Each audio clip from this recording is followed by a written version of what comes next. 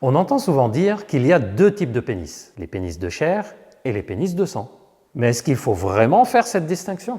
Quelle est exactement la différence entre les deux? C'est ce que nous allons voir dans cette vidéo.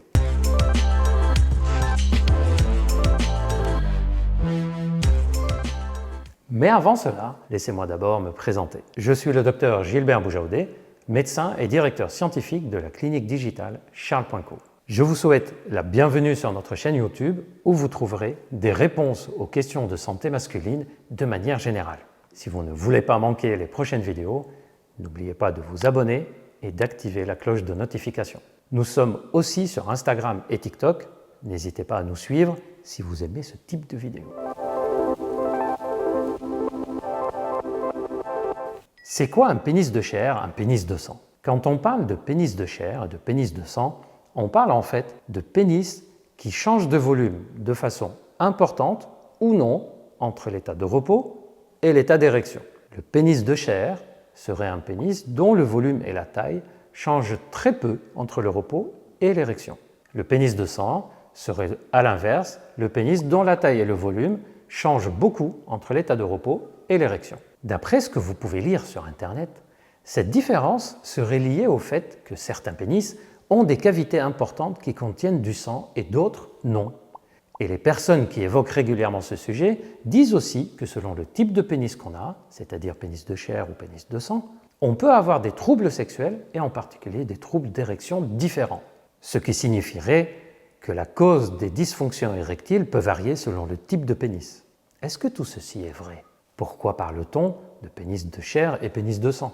La première erreur commise est de considérer que la différence de taille entre l'état de repos et l'état d'érection est liée à la quantité de cavités vasculaires qu'on a dans les corps caverneux.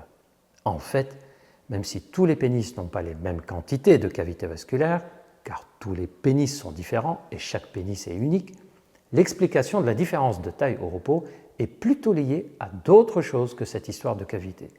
Par exemple, une personne qui a un état qu'on appelle d'hyperadrénergie, ce qui veut dire chargé régulièrement d'adrénaline. C'est surtout le cas des personnes qui ont un côté nerveux intérieurement, souvent tendu mentalement, toujours concentré dans la tête, un état d'anxiété chronique et tout autre état qui fait sécréter de l'adrénaline dans notre corps. Ces personnes vont avoir un pénis qui se rétracte à l'état de repos, quelle que soit la taille en érection. Ceci est lié simplement au fait que l'adrénaline provoque une contraction des fibres musculaires lisses qui entourent les artères et donc le sang à l'état de repos ne rentre pas correctement dans le pénis. Ce n'est pas donc la quantité de cavité qui est en question, mais la quantité de sang qui vient remplir cette cavité. De plus, cet état d'adrénaline élevé, lié à un état de tension mentale important, provoque aussi des contractions de certains muscles. Par exemple, les muscles au niveau des cervicales. C'est pour ça qu'on a un peu mal dans le dos ou dans le cou quand on est stressé. Les muscles aussi dans le bas du dos, qui provoquent des douleurs.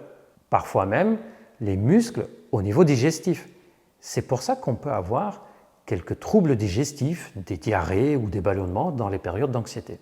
Et d'autres muscles qui peuvent se contracter, notamment ceux sous la peau du pénis et sous la peau des testicules, et les muscles du périnée.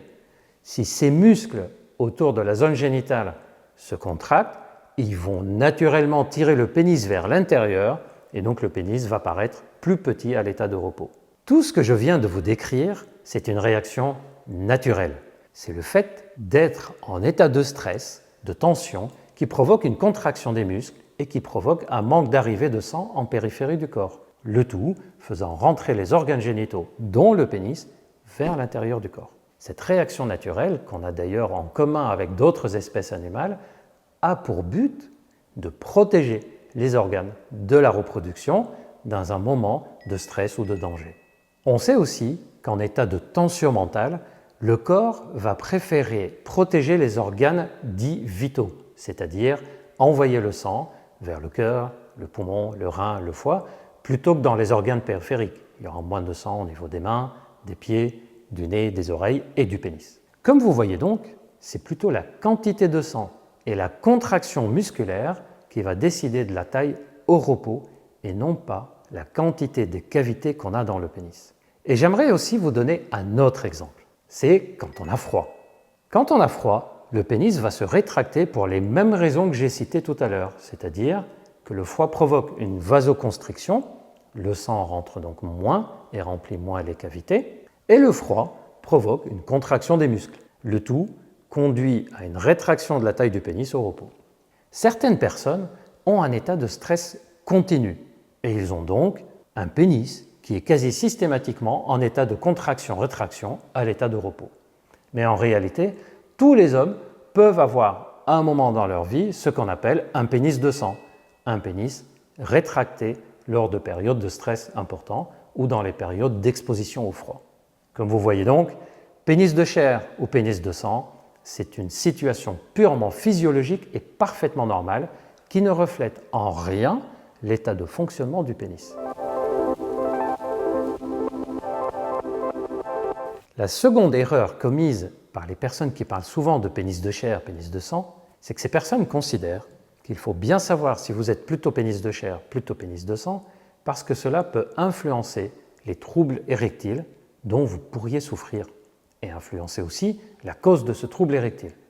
En réalité, lorsqu'un homme consulte pour une dysfonction érectile, quel que soit le type de pénis, de chair ou de sang, le médecin sexologue va l'interroger de la même façon, va rechercher les mêmes causes et va proposer, lorsque c'est nécessaire, les mêmes traitements. Pénis de chair et pénis de sang n'influencent donc en rien la prise en charge de la dysfonction érectile lorsqu'elle survient. Néanmoins, il y a quand même un petit détail qui peut jouer. Une personne qui a un pénis de sang va orienter le sexologue vers le fait que cette personne a probablement un état de tension mentale ou un état de stress continu régulier, ce qui expliquerait qu'à l'état de repos, il y a une contraction qui tire le pénis vers l'intérieur.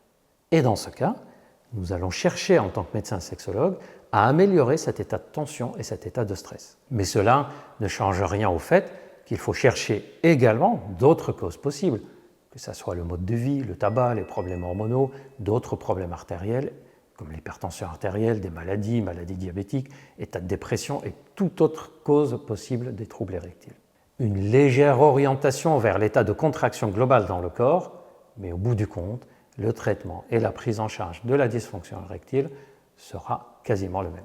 Comme vous voyez donc, il y a des personnes qui ont une prédisposition à avoir un pénis plutôt contracté au repos, d'autres une prédisposition à un pénis peu contracté à l'état de repos. Et c'est cela qui explique la différence de taille entre l'état de repos et l'érection. Mais en plus, cette prédisposition entre pénis de chair et pénis de sang ne change rien à la prise en charge d'une problématique sexuelle éventuelle. Tous les hommes peuvent avoir des périodes où ils ont un pénis de sang et des périodes où ils ont un pénis de chair. Et pour aller encore plus loin sur ce sujet, on peut également parler de pénis d'été et de pénis d'hiver chez les hommes qui ont un pénis qui se rétracte au repos en hiver à cause du froid et un pénis moins rétracté au repos en été. En d'autres termes, ce sont des hommes qui auraient un pénis de sang l'hiver et un pénis de chair l'été. Maintenant, vous savez pourquoi on parle de pénis de sang et pénis de chair. Et vous savez aussi que c'est lié surtout à l'état de stress, de tension mentale, contraction et température, qui vont favoriser soit le manque d'arrivée de sang en périphérie du corps, et donc manque de sang dans le pénis, ou favoriser l'arrivée de sang dans le pénis et dans les périphéries du corps. De la même façon qu'en été, quand il fait chaud, on voit beaucoup plus les vaisseaux sanguins qu'on a sous la peau, par exemple, au niveau des bras ou des jambes, qui sont congestionnés sous l'effet de la chaleur, alors qu'en hiver, ces vaisseaux sont moins visibles. Cela est vrai au niveau des mains, des pieds, un peu partout dans le corps, et c'est vrai aussi au niveau du pénis. Quoi qu'il en soit, que vous ayez un pénis de sang ou un pénis de chair, que vous l'appeliez comme ça ou que vous l'appeliez autrement, tant que vous avez un pénis qui fonctionne de façon correcte et que vos érections se déroulent de façon satisfaisante, il n'y a rien d'autre à savoir que ce que je viens de vous raconter dans cette vidéo. Et si un jour vous êtes confronté à des difficultés érectiles ou d'autres difficultés sexuelles, n'hésitez surtout pas à consulter ou à téléconsulter un médecin, quel que soit l'état ou la nature de votre pénis. Merci de m'avoir écouté. N'hésitez pas à liker la vidéo si vous l'avez aimée et à laisser vos commentaires. Et pour plus de vidéos sur la santé sexuelle, mais aussi d'autres sujets, vous pouvez nous suivre et activez la cloche de notification. Il y a encore plein de choses à découvrir ensemble. Je vous dis donc à très vite et d'ici là, prenez soin de vous.